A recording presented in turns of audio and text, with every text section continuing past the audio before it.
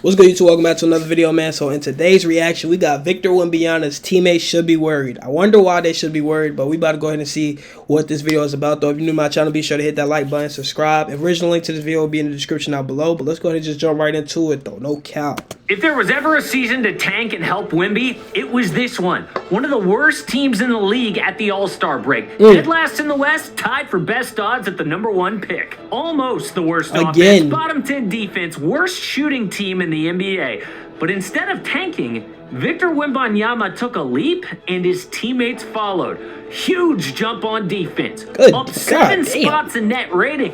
That might not seem huge, but it was the biggest improvement of any NBA team after All-Star. This team had wins over the Warriors, #1 OKC, the Suns, the Knicks, the Pelicans, and Denver trying to lock up the top seed. San Antonio won 7 of their last 11 games. Why? Now, instead of the best odds at #1, they're slated for the #5 pick in a weak draft. Well, if the basketball gods have any power, they will get #1 because when everyone else tanked, the Spurs said, screw that. But what chance do they actually have at #1? Well, there's a lot to break down in the Spurs offseason, starting with $24 million in cap space, so we will shop free agents. They also have a few exceptions for free agents, like the $8 million room exception or the $12.9 million mid-level if they use that cap space. Team needs shooting, especially off the bench. A long-term point guard solution for Wemby and star talent. Assets in a trade? No team's got more first rounders outside of OKC. We'll do a deep dive on trades, but start with the draft. The Spurs have a 10.5% chance at #1. They also have the Raptors first if it's outside the top 6. Now, Toronto knew this and tanked hard to keep their pick, and they actually succeeded, perhaps. Right now, they are slated at the #6 pick. Golly, 25 and 57? In fact, Tankathon has a draft simulator mathematically identical to the NBA draft. In the first simulation I did, Spurs pick #1 and the Raptors fall down. Lose that pick to the Spurs. Oh yes, baby, it can happen. The draft lottery started in 1985, and a team with the Spurs odds or worse has gotten #1 11 times. So the Spurs have that 10.5% chance. Every other team on this list had worse odds, but hit. So before we talk free agents, what should they do in the draft? Well, we find out where they actually picked May 12th. My simulations had them going as low as 7th, so a lot can happen. But at #1, they should select Caitlin Clark. Just kidding. Bro, what the fuck? Small forward from France. Yes, back-to-back French #1 picks. I know the Spurs need an elite point guard, but there isn't one in this draft. But it's crazy how, like, nowadays, for real, people, or like the NBA, they're drafting a lot more guys that's pretty much already been playing pro for a little minute now. Like, they're not even really going after the ones that are playing college. In fact, most college players are actually going G League than anything. Like, you got guys really going overseas now, or NBA going overseas now to really try to find their guys for real. They were also dead last in three-point shooting for like half the year. Reza Shea is a 3-and-D player at 6'8", who is a connector on offense, the exact player San Antonio looks for. He's also barely 19 years old, so they like the youth. And in France right now, he is playing at a high level, guarding 1 through 4, making 39% of his threes. They can get a veteran point guard later in the offseason, but realistically, they'll pick around 5 for another guard like Reed Shepard, Stephon Castle, Rob Dillingham, or Nikola Topic. Or just draft Bronny. What nickname we going with? Wembanyama? Wembranyama? But before trades, let's talk free agency. So the Spurs can have up to $24-25 million in cap space. That's not much because a max contract starts at $40 million for a real vet. But it's a weak star free agent class anyway. I mean, here's a look at who's available. These stars are LeBron, PG, and James Harden. What do you mean? Come on. Pascal and Clay will probably stay with their teams. Then, realistic additions below that. My first target, Tyus Jones. Bro, what is he talking about? The older brother of current point guard Trey Jones.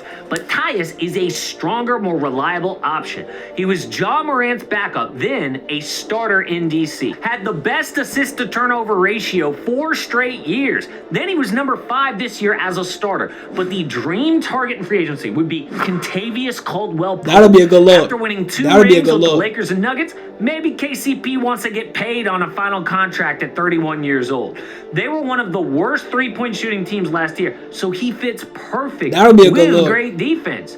Now, OG Anunoby would be even better, especially for the timeline, but he's staying in New York. He's not leaving. Off the bench, Luke Kennard. He has never shot under 40% from 3. And the Spurs were the 20th worst bench shooting team. So it's a cheap but effective option. Now, what about trades? This is the number one way to. This is why the teammates should be scared. The Spurs have so many draft picks, they can make any trade they want. Now, along with their own first-round picks, they've got 2 unprotected Hawks picks, unprotected swaps from Atlanta and Dallas, top 1 protected from Boston, and protected first from Chicago, Charlotte, and Toronto. And if Atlanta always doing some bonehead shit. Their pick, it just rolls right over into next year's better draft anyway. All this means that they can either trade for a star or get really good now and still benefit from the draft. Like, if the Spurs make the playoffs next year, they could still have 2 lottery picks from the Hawks and the Raptors. It's almost like they planned for Wemby years in advance. But with all this ammunition, who should they target? Playing chess, we all know not checkers. Trae Young has been rumored, but he is a horrible fit. I do not see this happening. Yeah. Yes, he can throw lobs to Wemby, but a reputation as ball dominant and stubborn in the locker room, the Spurs don't like those types of players. Instead, I think a better fit is Darius Garland. So the Spurs get Darius, that would be a crazy pick. Devontae Graham, and 5 first-round picks. Now, before the Spurs fans freak out, 3 of those picks are protected, 2 are in the Week 2024 draft, so it's basically like 2 Spurs picks. And if the plan is to be competitive by then, who cares if Cleveland's got him? So the Cavs move on from Garland because his fit with Donovan Mitchell has been shaky. Garland is a much better player as the lone playmaker and would impact San Antonio. The Cavs get 2 that would be a great players, pick, but could flip all these picks for an upgrade right away. Now, another amazing trade could be Alex Caruso, but how expensive is he? I mean, the Bulls asked the Warriors for Jonathan Kuminga, so the Dubs said no? Is that like 3 first-round picks, 3 picks, and a good young player?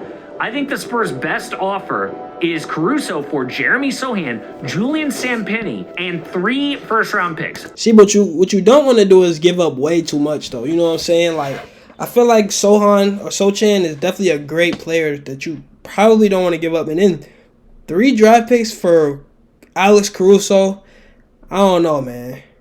That happens a lot, too. Like, people or teams, they give up way too many players for just one guy.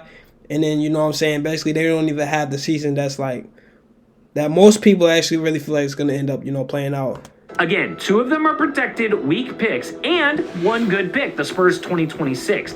But don't sleep on Sohan. The man can't play point guard, but he is a dog, especially on defense, and has an eye for passing. But there is one big quote from Brian Windhorst about this offseason. He said the Spurs aren't looking to make any big moves / trades this summer and will instead focus on the 2025 draft.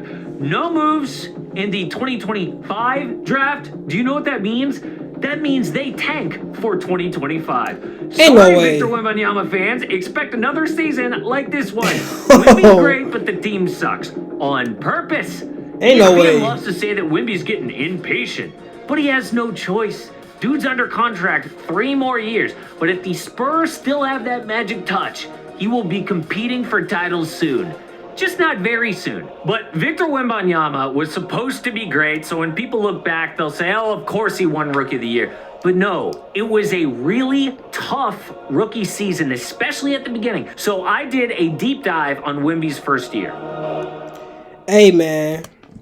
How is he even getting impatient? And this is like, what, his first? No, yeah, this is his first year. How are you getting impatient already? You just started, my nigga. Damn.